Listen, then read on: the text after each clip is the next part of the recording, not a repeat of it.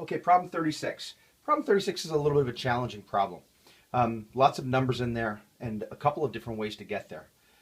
Two things I want to point out about this problem. One of them is that the best way to solve it is by using Pythagorean's theorem.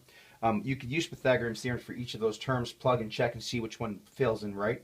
Another idea is to use the triangle rule that we've talked about before.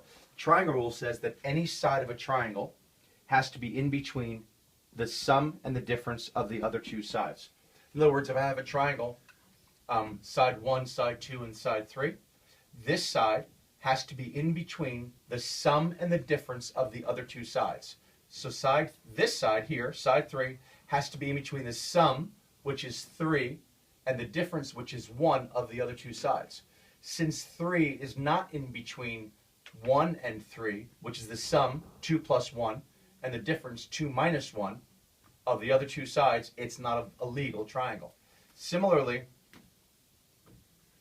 is this side in between this, let me show that again. Is this side in between the sum and the difference of the other two sides?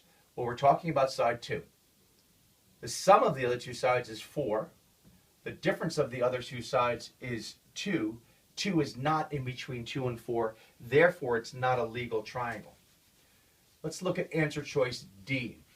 Answer choice D says that one side would be 25 and one side is 40. And now it's saying your third side would be 10. The sum and the difference of the other two sides. So again, 10 is our base. The sum is 65. The difference is 15. Since 10 is not in between 15 and 65, choice D does not work. Let's look at choice C. Choice C is 25 and 30. I'm sorry, it's 20 and 30.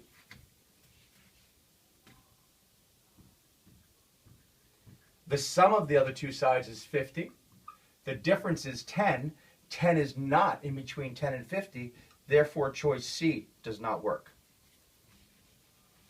If you look at the other two choices, let's look at choice B for a second. That's 12.5 and 15. The sum of those two is 27.5. The difference is 2.5.